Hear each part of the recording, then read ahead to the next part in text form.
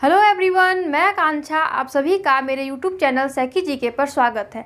आज मैं आपको एक बीजपत्री पौधे और उनके कुल के नाम कोरिलेशन मेथड से याद कराऊंगी। अगर आपने मेरा पिछला वीडियो नहीं देखा है तो इसे ज़रूर देखें, लिंक डिस्क्रिप्शन में दे दिया गया है। तो चलिए टॉपिक स्टार्ट करते हैं। तो आज हम लोग का टॉपिक है एक बीजपत्री पौधे और उनके कुल के नाम। तो सबसे पहले एक बीजपत्री पौधे को याद करने से पहले हम लोग इसे याद करते हैं कि पहले क्या है कि ये आवृतबीजी पौधे के अंदर आता है ये एक बीजपत्री पौधे। तो सबसे पहले एक बीज आवृतबीजी जो होता है, आवृतबीजी को इंग्लिश में क्या बोलते हैं? एंजियोस्पर्म। कभी कभी आपको क्वेश्चन में क्या होगा, आवृतबीजी ना दे करके आपको इंग्लिश नेम एंजियोस्पर्म दे देगा। तो एंजियोस्पर्म किसका नाम है? आवृतबीजी। इसे कैसे याद करेंगे? देखिए, मतलब देखिए, आ के वृत्त में जी रहा है, आके वृत्त में जी रहा है। तो आवृतबीजी अगर ना दे तो आपको एंजियोस्पर्म देगा, तो आपको समझना है कि वो आवृतबीजी है। तो आके वृत्त में जी रहा है, जी रहा है, तो एंजियोस्पर्म। आवृतबीजी का इंग्लिश नेम क्या है? एंजियोस्पर्म।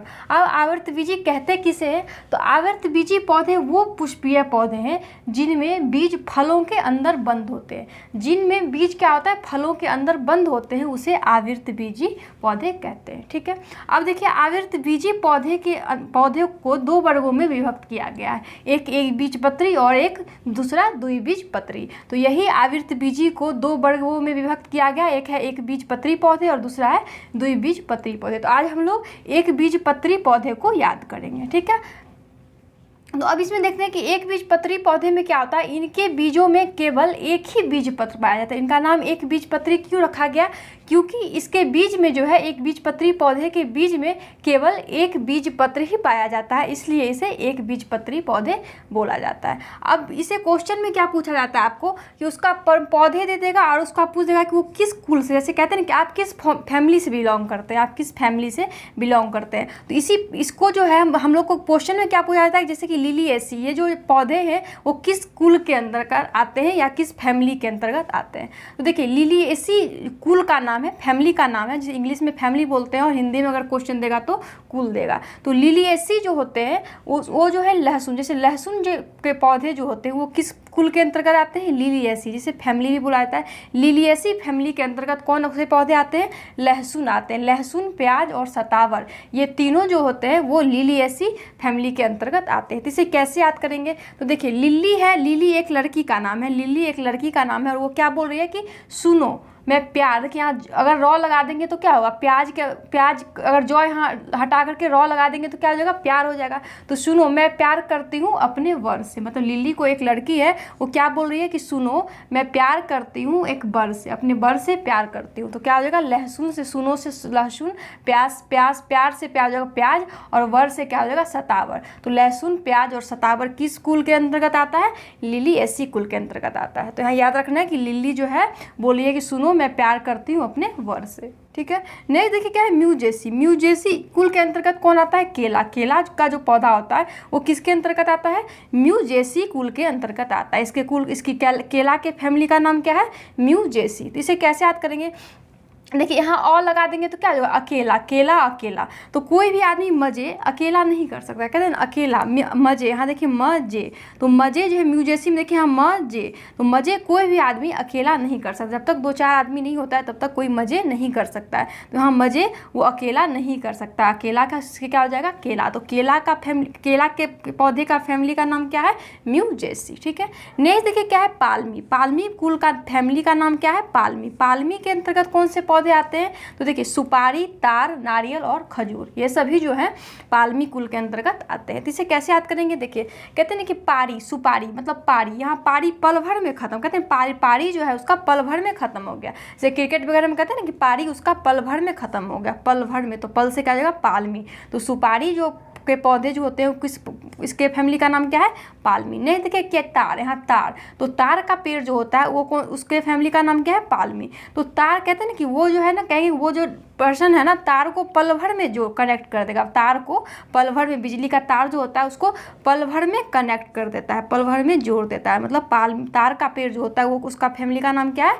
पालमी। नेक्स्ट देखिए क्या है, नारियल, नारियल और खजूर। तो देखिए नारी यहाँ क्या है, नारियल, नारियल से रिश्ता, मतलब जैसे कहते हैं ना कि जैसे किसी की शादी होती है तो वो नारी की शादी होती है तो क्या होता है, उसका रिश्ता जो है जुड़ जाता है, उसके साथ उसकी फैमिली का रिश्ता जो होता है, नारी का रिश्ता जो है जुड़ जाता है किसी भी लड़के से पल भर में। पल भर में उससे जब शादी होती है तो नारी का क्या होता है, रिश्ता जुड़ जाता है, मतलब खजूर के लास्ट में क्या है, जुड़ जाता है, नारी का रिश्ता जुड़ जाता है, क्या पल भर में जुड़ जाता है। जैसे शादी होती है तो क्या होता है, पल भर में रिश्ता जुड़ जाता है। तो नारियल और खजूर जो है का फैमिली का नाम क्या है, पालवी।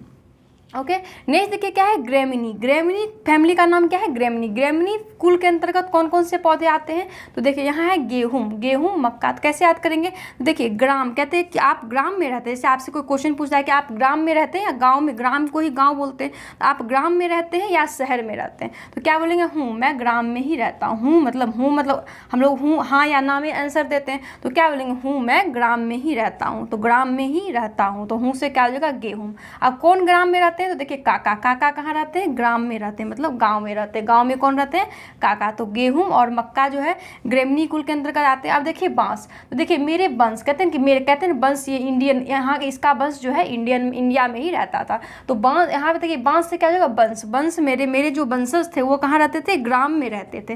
जैसे बोलेंगे कि मेरे जो वंशज थे वो कहाँ रहते थे, गाँव में रहते थे, ग्राम में रहते थे। तो बांस से क्या हो जाएगा, बांस जो है, बांस का पौधा जो होता है उसका कुल का नाम क्या है, ग्रेमिनी। नेक्स्ट देखिए क्या, चावल, चावल का भी कुल का नाम क्या है, ग्रेमिनी।